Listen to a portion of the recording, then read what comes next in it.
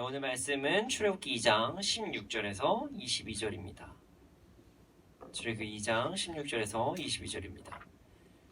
네, 함께 읽겠습니다. 미디안 제사장에게 7달이 있었더니 그들이 와서 물을 길어 구유에 채우고 그들의 아버지의 양떼에게 먹이려 하는데 목자들이 와서 그들을 쫓는지라. 모세가 일어나 그들을 도와 그 양떼에게 먹이니라. 그들이 그들의 아버지 르우엘에게 이르되 아버지가 이르되 너희가 오늘은 어찌하여 이같이 속히 돌아오느냐. 그들이 이르되 한 애굽 사람이 우리를 목자들의 손에서 건져내고 우리를 위하여 물을 길어 양떼에게 먹였나이다. 아버지가 딸들에게 이르되 그 사람이 어디에 있느냐. 너희가 어찌하여 그 사람을 버려두고 왔느냐. 그를 청하여 음식을 대접하라 하였더라. 모세가 그와 동거하기를 기뻐하며 그가 그의 딸 십보라를 모세에게 주었더니 그가 아들을 낳음에 모세가 그의 이름을 게르솜이라 하여 이르되 내가 타국에서 작은 애가 되었음이라 하였더라. 아멘. 네, 우리는요 삶을 살아갑니다. 살아가죠. 근데 우리가 중요한 건요, 우리는요 각자의 삶을 살아갑니다. 각자의 삶에 어떤 패턴이 있고요, 그 패턴에 맞게 살아갑니다. 직장을 다니신 분은 직장, 그리고 학교를 다니신 분은 학교, 아니면 미래에 대한 준비를 위해서 어떤 취준생, 아니면 뭐 여러 가지 뭐 대학을 입시 준비생, 자격증을 준비하기도 하고 여러 가지 준비를 하기도 합니다. 또 사업을 준비하기도 하고요. 사업을 하시는 분들도 있고요. 물론 뭐 쉼을 가지시면서 살아가시는 분들도 있습니다. 지금 시간이 쉼이 필요하신 분들은 쉼이 또 중요하지요. 이와 같이 하나님께서 부르신 곳에서 각자의 삶을 살아갑니다. 자신의 재능과 어떠한 성향에 맞게 각자의 자리에서 삶을 살아갑니다. 우리의 삶을 보면요, 어떠한 이제 영화와 같이 좀 드라마틱한 일이 벌어질 때도 있지만 그렇지 않을 때도 있습니다. 그냥 물 흐르듯이 흘러갈 때도 있다는 것입니다. 그리고 또한 어떠한 사건이 일어날 때도 있다는 것입니다. 그때마다 우리의 삶에서 어떠한 선택을 해야 되는지 뭐 이런 것들이 매우 중요합니다. 우리는 이제 마태복음이 끝났고요. 이제 출애굽기를 살펴보고 있습니다. 그리고 오늘은요, 말씀에서 모세라는 사람이 나옵니다. 그리고 그의 삶을 통해 우리의 삶을 찾아보기 원합니다. 우리의 삶을 바라보기 원합니다. 사실 우리가 모두 다 이제 알고 계신 분들도 있지만 오늘 말씀을 알기 위해서는 그런 역사적인 배경을 좀 더 알면 좋을 것 같아요. 그래서 배경을 설명해 보고자 합니다. 사실 지금 모세는요, 도망자의 신분입니다. 왜냐면은 조금 더 훨씬 전의 이야기를 한번 해보자면 이스라엘의 상황과 모세의 상황을 좀 알면 더 좋을 것 같아요. 모세는 지금 도망자의 신분이고요. 그 이유는 자신의 민족들을 위해서 어떤 행동을 하다가 그런 상황에 빠졌어요. 더 흘러 그 전의 이야기를 한번 해볼게요. 이게 창세기라는 성경의 창세기의 내용이 있는 부분인데요. 아주 살짝 나눠보겠습니다. 요셉이라는 사람이 있었어요. 요셉은요, 야곱의 아들이에요. 그 야곱의 아들 요셉은 야곱의 사랑을 아주 많이 받고 자랐죠. 그래서 요셉에게는 많은 형들이 있었는데 그 형들에게 질투를 받았습니다. 그래서 그 질투 때문에 애굽에 종으로 팔려가게 됐습니다. 그리고 요셉은 자신의 주어진 삶에서 그 종으로서 팔려간 삶에도 불구하고 열심히 살아가고 하나님을 바라보면서 하나님의 뜻 가운데 살아가다 보니까 애굽의 총리가 되었습니다. 어떻게 하다 애굽의 총리가 되었냐면요, 하나님께서 주신 꿈에 대한 해석과 그에 대한 해결 방안을 바로, 그러니까 애굽의 왕에게 제시를 하고 나서 그 다음에 그의 지혜를 정말 높게 평가한 애굽 왕이 그를 총리로 삼습니다. 하나님께서 요셉이 총리가 되게 하신 거죠. 요셉이 총리가 된 후에 그 지역, 그러니까 이집트 지역, 애굽 지역뿐만 아니라 그 이스라엘이 있는 이스라엘 민족들, 야곱의 그런 어떤 자손들이 사는 그 곳까지, 지금으로 말하면 어떻게 보면 팔레스타인의 전 지역들이 가뭄에 찾아왔습니다. 그리고 그 가뭄으로 인해서 요셉의 아버지, 그러니까 야곱과 그의 자녀들이 고통을 받게 됩니다. 그리고 나서 이런 소식을 듣게 돼요. 애굽에 가면 먹을 것이 있다.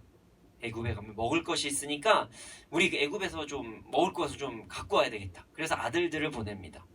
근데 또 우여곡절 끝에 요셉이 그들의 형을 만나고 요셉과 형의 관계가 풀어지고 나서 요셉의 형들, 그러니까 야곱이 다른 이제 이름이 이스라엘이잖아요. 그 이스라엘이 애굽으로 통째로 그 부족들이 다 들어오게 됩니다. 물론 들어가기 전에 하나님께서 이스라엘에게 말씀하셨어요. 이스라엘아, 야곱아, 너는 애굽으로 들어가라. 하나님께서 내가 너에게 복에 복을 주리라. 갑니다. 그리고 나서 세겜이라는 땅에 정착하면서 살아갑니다. 그리고 나서 시간이 흘러간 후에 오늘의 사건이 일어난 거예요. 오늘의 사건도 아니죠. 그러니까 모세가 도망자가 된 것은 또 좀 다른 이야기인데요. 시간이 흘러서요. 그 요셉을 알지 못하는 왕들이 나왔어요. 그래서 그 왕이 이런 생각을 합니다. 지금 이 나라 애굽에 히브리 민족들, 그러니까 이스라엘 사람들이 너무나도 번성하고 있는데 이 사람들이 좀 위협적인 존재이다. 그러니까 우리가 그들을 제압해야 된다. 그래서 그들을 종으로 삼습니다. 원래는 애굽의 손님으로 찾아온 이스라엘 그 백성들이 너무나도 심히 번창하자 애굽에서 그런 조치를 취한 것입니다. 그리고 나서 그래도 번창하니까 어떻게 하냐면 이스라엘 민족들의 아이들을 죽여버리는 정책을 합니다. 그래서 이렇게 얘기합니다. 이스라엘 민족, 그러니까 히브리인이 아이를 낳았을 때 그 아이가 남자이면 죽여버리고 여자이면 살려줘라. 이런 진짜 너무 잔인한 정책을 애굽왕 바로가 시행합니다. 그때 태어난 사람이 모세입니다. 지파 중에서도 레위 지파 그 두 아버지도 레위인 어머니도 레위인 그런 가정에서 태어난 모세가 이제 남자로 태어난 것이죠. 모세는 원래 죽어야 됐어요. 그렇죠? 나일강에 던져져서 죽어야 되는 상황에 빠졌습니다. 그런데 하나님의 은혜로 살아납니다. 모세의 어머니가 그 모세를 나일강으로 던질 때에 갈대 상자에 넣어서 모세를 떠내려가게 했고 그 갈대 상자를 바로의 딸이 보게 됩니다. 그리고 그때 모세를 바로의 딸이 양자 삼게 됩니다. 그리고 나서 이게 자라게 됩니다. 근데 이 모세는요, 그냥 바로 애굽의 왕손으로 입성하는 것이 아니라, 양자삼은 그 왕손으로 입성하는 것이 아니라, 그 어머니께서 젖을 먹였다고 그래요. 그러니까 그 아이가 어렸을 때 그 아이의 정체성을 잡아내는 게 그 어머니와의 그런 유대감이라고 그러더라고요. 그 유대감을 잘 가질 수 있도록 젖먹이였을 때 그 자신의 친모한테서 자라납니다. 그리고 나서 애굽에서 좋은 교육을 받았어요.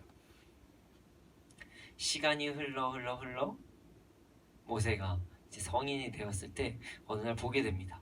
무엇을 보냐면 히브리인, 그러니까 자신의 민족이 고통을 받는 것을 보게 돼요. 그래서 모세는 화가 납니다.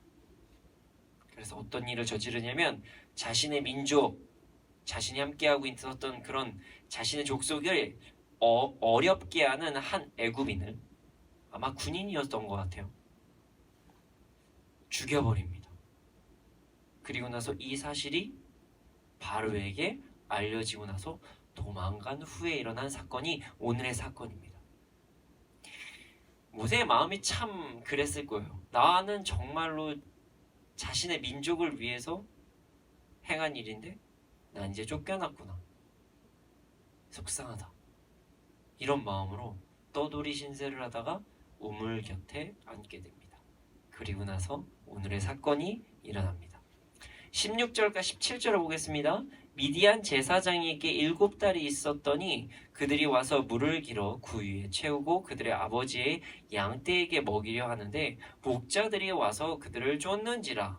모세가 일어나 그들을 도와 그 양떼에게 먹이니라. 모세가 바로의 눈을 피해서 도망간 곳에 잠시 이제 목이 마른 걸 수도 있고요. 그 당시 우물이 중요하니까요. 우물 곁에서 잠시 쉼을 가지게 됩니다. 근데 어떤 근데 목자 중에서 여인들로만 구성된 그 목자들이 와서 양에게 물을 먹이는데 갑자기 다른 목자들이 와서 그들을 괴롭힙니다. 모세가 도망자의 신분이에요. 조용히 있어야죠. 그런데 그것을 보고 나서 일어납니다. 불일 듯이 정의감이 일어나서 그 여인들을 돕게 됩니다. 아마 모세는요, 공평, 공의, 정의, 불의를 보고 참지 못하는 것들, 이런 것들이 굉장히 강한 사람이었던 것 같아요. 되돌아보면요, 자신의 백성들이 억울함에 처하자 애굽 사람을 죽이기까지 하는 그런 열정이 있었던 사람이죠. 사실 죄긴 죄지만요. 어쨌든 이게 쉬운 일은 아니에요. 뭐가 쉬운 일이 아니냐면 자기가 지금 도망자의 신분인데 누군가를 도와준다는 것, 그게 쉬운 일은 아니죠. 왜냐하면 그것으로 인해서 누군가가 자기를 밀고 할 수도 있잖아요. 어떤 사람이 있습니다. 이상한 사람이 있습니다. 이 사람 뭔가 이상합니다. 처음 봤던 사람입니다. 그래서 애굽 사람들에게 다시 붙잡힐 수도 있는 상황입니다. 그럼에도 불구하고 도와줍니다. 도와줘요. 여인들을 도와줍니다.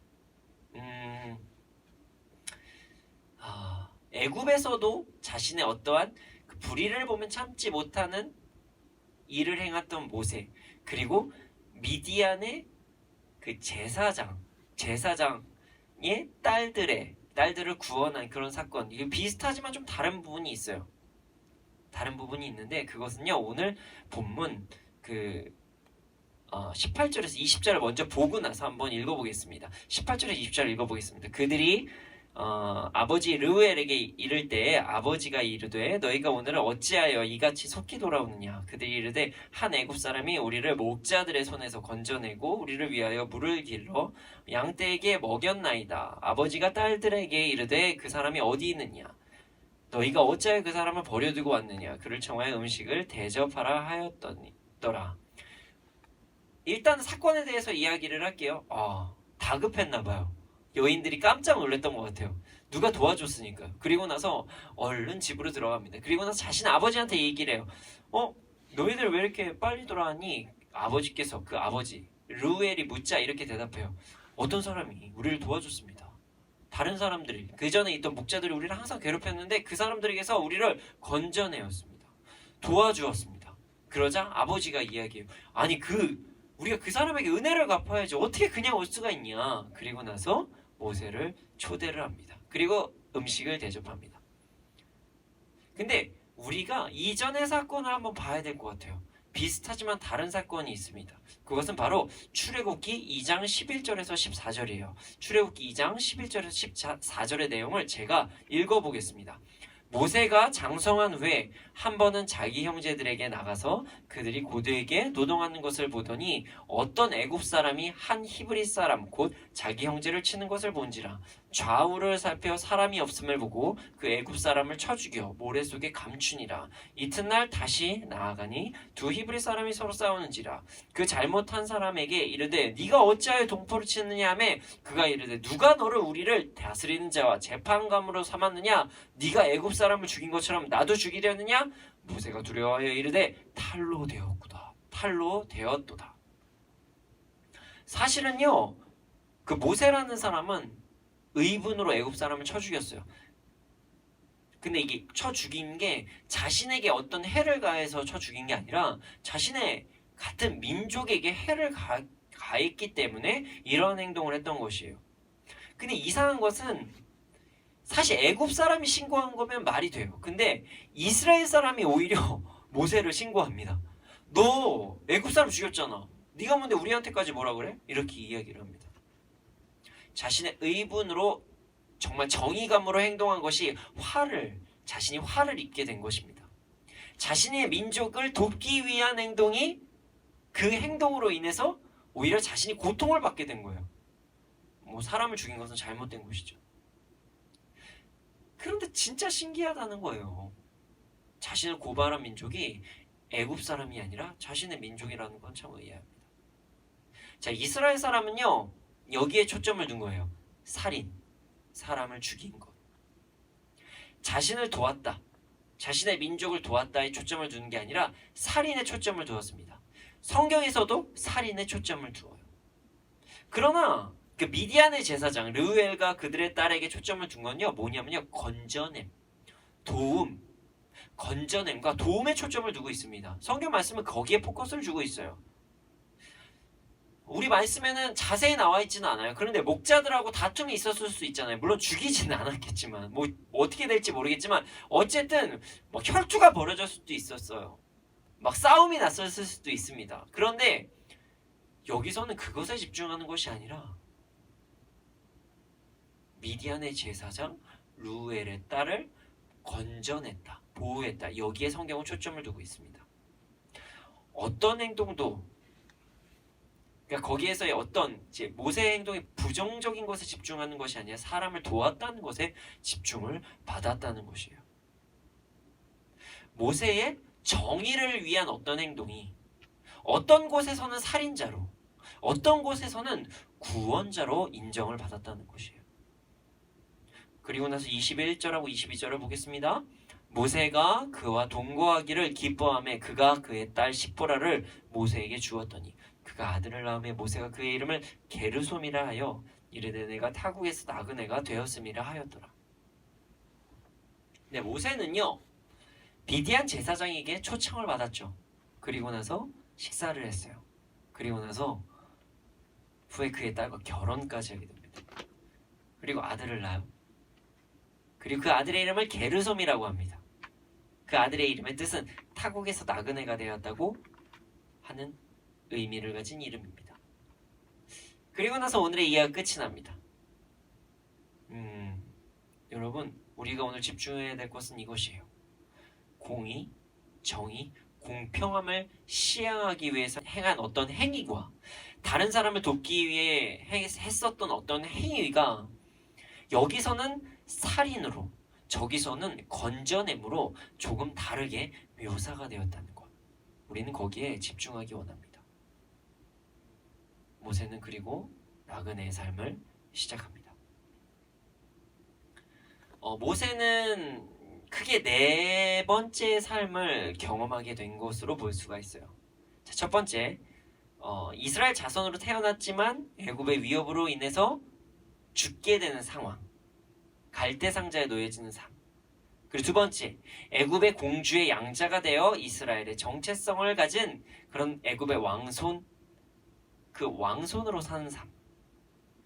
그리고 세 번째, 공의 정의로 자신이 갖고 있던 어떠한 의로움에 대한 기준 때문에 사람을 살인까지 하고 도망자의 삶을 사는 삶. 그리고 마지막으로 네 번째, 왕손이 아닌 타국에서 나그네의 삶으로 시작하는 그의 삶.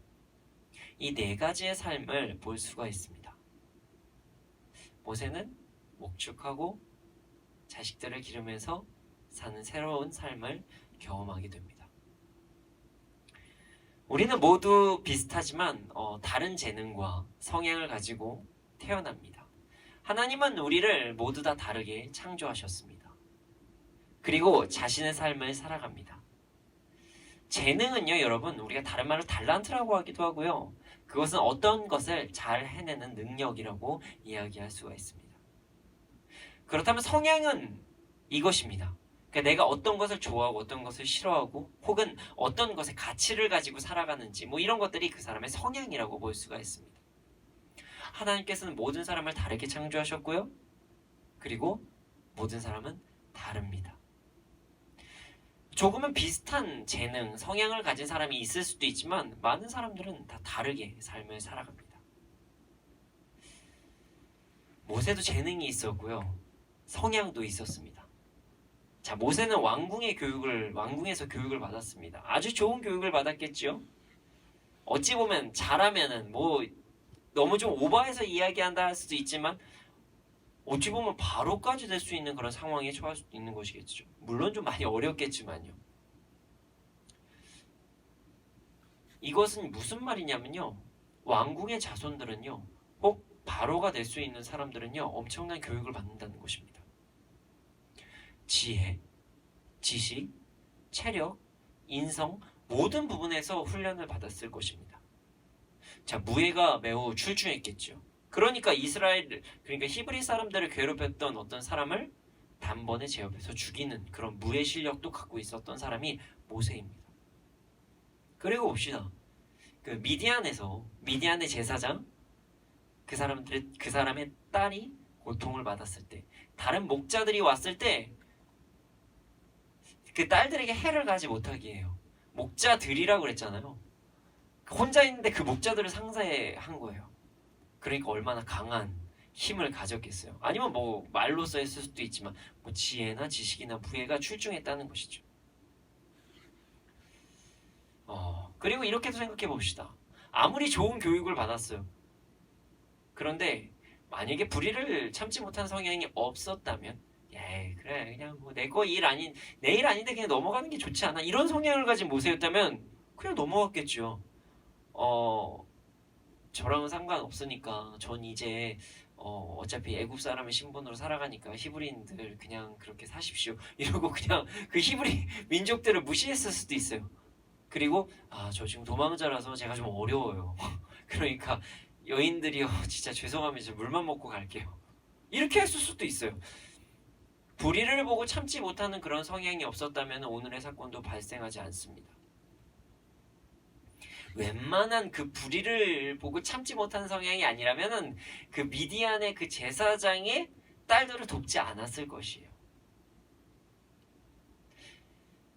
그러나 신기한 거는 같은 재능, 같은 성향이 어느 곳에서는 살인자, 어떤 곳에서는 구원자로서의 삶을 가지게 된다는 것입니다. 하나님께서 우리에게 많은 재능들을 주셨습니다. 그것을 인정하지 않는 분들이 있을 수도 있지만 저는 확신합니다. 우리 모두에게 적어도 하나씩은 재능을 주셨습니다. 그리고 또 다른 성향도 주셨습니다. 우리 하나님은 실수하지 않으시는 분이십니다. 그리고 선하십니다. 그러나 우리에게 주신 재능과 성향이 다른 결과가 나올 수도 있다는 것을 오늘 사건을 통해서, 오늘 말씀을 통해서 기억하기를 소원합니다. 하나님께서는 예를 들어서 어떤 사람에게 아주 뛰어난 신체적인 조건을 주셨다고 가정해 봅시다. 운동신경이 뛰어나요. 그리고 나서 그 사람에게 심지어 어떤 애정 그리고 보호 본능이 강한 그런 성향을 주셨다고 생각해 봅시다. 근데 이 사람이 인생을 선택할 때, 어떤 사람을 선택할 때 두 가지의 선택의 상황이 있을 수도 있다는 것을 우리가 예상할 수 있습니다. 첫 번째는 흔히 우리가 말하는 조직폭력배라고 볼 수가 있죠. 부정적인 상황. 힘 좋아요. 운동 좋아요. 운동 잘해요. 사운드 잘해요. 그러면은 이럴 수가 있겠죠. 그것을 힘으로 어떠한 삶을 살아가기도 하고, 그리고 나서 자신의 조직에 위협을 가는 사람들에게 해를 가할 수도 있는 그런 의리의 조직폭력배가 될 수도 있겠죠. 그러나 범죄자는 범죄자죠. 반대로 이런 사람이 이렇게 될 수도 있겠죠. 경찰관, 군인, 경호원이 될 수도 있습니다. 자신의 그 뛰어난 운동신경과 어떠한 이제 무예라고 볼 수가 있겠죠. 그리고 나서 약한 자를 보호하고자 하는 그런 욕구, 위협에 처한 사람들을 보호하고자 하는 그런 욕구로 인해서 군인이 될 수도 있고요. 경찰이 될 수도 있습니다. 혹은 경호원이 될 수도 있습니다. 좀 다른 예를 들어볼까요? 하나님께서 만약에 우리에게 사물을 아주 철저하게 분별하고 뛰어난 지혜를 주신 사람이 있다고 봅시다. 그럼 이 사람은요, 많은 사람들에게 좋은 지식을 그리고 지혜를 전달하고 또한 옳은 길을 갈 수 있도록 많은 사람들에게 어떤 권면을 하는 사람이 될 수도 있습니다. 그래서 좋은 카운셀러가 될 수도 있고요. 무슨 어떤 이제 컨설팅을 해주는 사람이 될 수도 있습니다. 그러나 만약에 이 사람이 자신의 유익만을 생각을 한다면 천하의 사기꾼이 될 수도 있죠. 하나님께서 주신 재능과 어떤 그 성향을 다르게 사용을 한다면 완전히 극과 극의 삶을 살 수도 있다는 것을 오늘 모세를 보면서 알 수가 있습니다. 모세는요, 하나님께서 주신 성향을 가지고 그리고 자신의 재능을 활용을 하였습니다. 그러다가 살인자가 되었습니다. 그리고 나서 애굽의 그 왕손의 자리에서 이제 내려놓게 되고 강제적으로 내려놓게 되고 도망을 가게 되죠. 그러나 갑자기 어떤 여인들을 도우면서 의로운 사람이 되게 됩니다.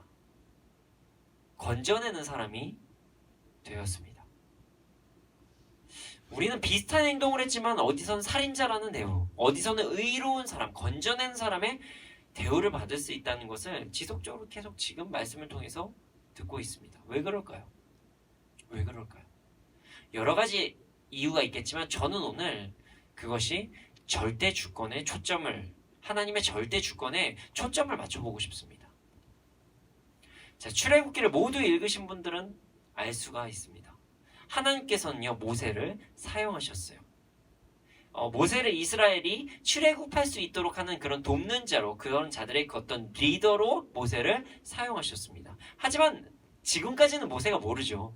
도망자의 신분이고요. 한낱 그 나그네의 삶을 살고 있으니까요. 오늘 말씀 안에서는요. 정확히 이야기하자면 지금 도망잡, 그 피신한 그 모세의 시간에서는 모세는 전혀 모른다는 것이에요. 마치 우리가 성경을 파노라마 같이 지금 읽고 있지만 우리가 우리의 삶에서 그게 실제적으로 적용을 한다면은 내일 우리가 무슨 일이 일어날지 모르는 것처럼 말입니다. 그냥 억울했겠죠. 모세는 참 억울했을 것입니다. 나는 그냥 내 민족 도왔는데 내가 진짜 살인자로만 취급받았다. 진짜 너무 억울하다. 진짜 억울하다. 아니 만약에 애굽 사람이 신고한 거면 내가 진짜 말이라도 안 하지만 어떻게 내가 히브리 민족도 하는데 어떻게 히브리 민족이 나를, 그러니까 자신이 같은 동포라고 한 사람이 나를 어떻게 그렇게 이야기할 수 있지? 이런 생각이 들었을 것입니다. 그러다가 나그네의 삶을 살게 됩니다. 물론 이제 마지막에는요, 하나님께서 모세를 들어 쓰셔서 출애굽을 하게 하는 그런 리더로 사용을 하게 하십니다. 그런데 하나님께서 모세를 사용하시는 그 시기는요, 모세가 하나님의 절대 주권을 인정하는 모세가 되었을 때, 그때라는 것을 우리가 기억해야 합니다. 모세는요, 하나님의 절대 주권을 인정하는 시간이 필요한 사람이었다는 것이에요. 모세는 그런 이스라엘에서의 그 이스라엘을 향한 그 히브리 민족을 향한 열심이 있었습니다. 그러니까 애굽의 왕손으로 자랐음에도 불구하고 자기만 눈을 한 번만 딱 감으면 나는 그냥 평생 왕손으로 살 수 있는데 내 민족 생각 안 하고 그냥 살아가면 왕손으로 살아갈 수 있는데 애굽 사람을 죽입니다. 자신의 민족을 향한 어떠한 열정이 있었다는 것이죠. 아마 모세는 이런 생각을 했을 것이에요.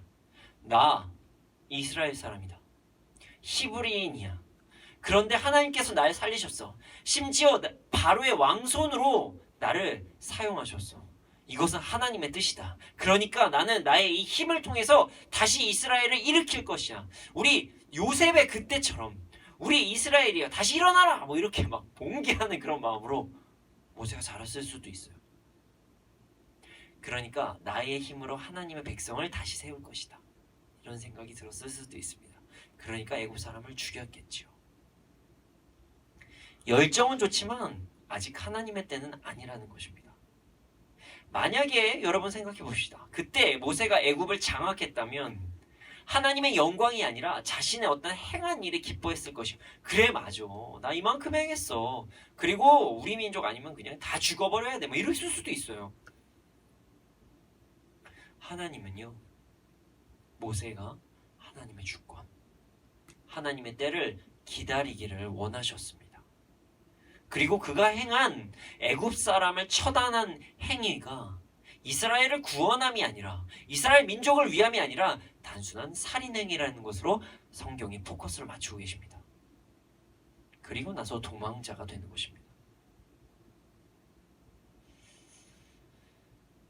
근데 아이러니하게 바로 다음 사건에서는 연약한 자들을 돕는 아름다운 마음으로 자신의 재능을 사용하자 하나님께서는 모세를 건져내는 자로 알리게 하십니다.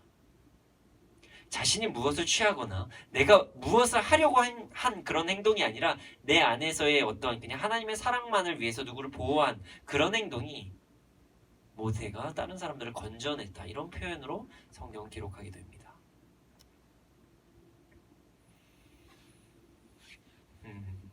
우리는 하나님의 절대 주권 안에서 살아가야 합니다. 하나님의 때를 기다리고 하나님의 일하심을 기대하고 자신의 재능과 성향을 사용해야 됩니다.